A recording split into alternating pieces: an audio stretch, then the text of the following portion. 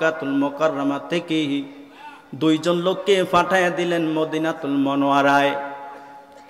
মদিনাতুল মুনাওয়ারায় যে ইহুদি পাদ্রীদের কাছে তারা বললেন যে মুহাম্মদ যে সত্য নবী আমরা কিভাবে বুঝবো? তখন মদিনাতুল মুনাওয়ারার ইহুদি পাদ্রীগণ, আলেমগণ, তাওরাত ইনজিলের আলেমগণ বললেন মুহাম্মদকে তোমরা তিনটা প্রশ্ন করিও। এই 3 প্রশ্নের উত্তর যদি সঠিকভাবে দিতে পারে তাহলে তোমরা বুঝবে মুহাম্মদ একজন সত্য নবী।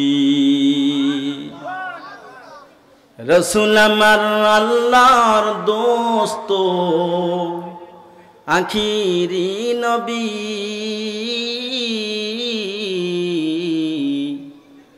আমরা যে তার আদরের উম্মত, উম্মতের করলাম কি? মক্কাতুল মুকাররমার দুইজন লোককে বললেন মুহাম্মদকে তোমরা 3টা প্রশ্ন করবে। 1 নম্বর প্রশ্নের উত্তর আমি আপনাদের সামনে দিব। রাসূলকে আসিয়া জিজ্ঞাসা করলেন, ওই মক্কাতুল মুকাররমা থেকে 2জন লোক আসিয়া মুশরিকদেরকে বললেন যে মুহাম্মদকে 3টা প্রশ্ন করার জন্য বললেন। মুহাম্মদ সাল্লাল্লাহু আলাইহি ওয়াসাল্লামকে মক্কার মুশরিকরা ডাক দিয়া বললেন, মুহাম্মদ তোমাকে আমরা 3টা প্রশ্ন করব। 1 নম্বর প্রশ্ন, ওই প্রশ্নটা সূরাতুল কাহফের ভিতরে পুরাপুরি উল্লেখ আছে উত্তর সহকারে। আল্লাহ রাসূল বললেন, কি বলো? বললেন, যুবক মাতৃভূমি ছেড়ে চলে গেল ঈমান নিয়ে, ওই যুবকদের ইতিহাসটা কি?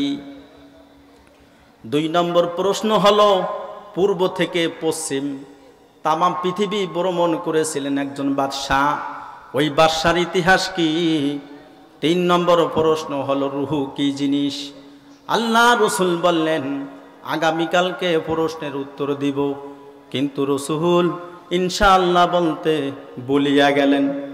আল্লাহ রাব্বুল আলামিন রাসূলকে বললেন, ওয়ালা তাকুলান্না লিশাইইন ইন্নী ফাইলুন যালিকা গাদান ইল্লা আইয়াশা আল্লাহ।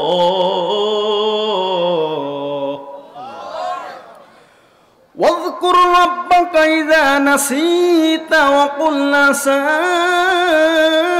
أن يهديني ربي لأقرب من هذا رشدا।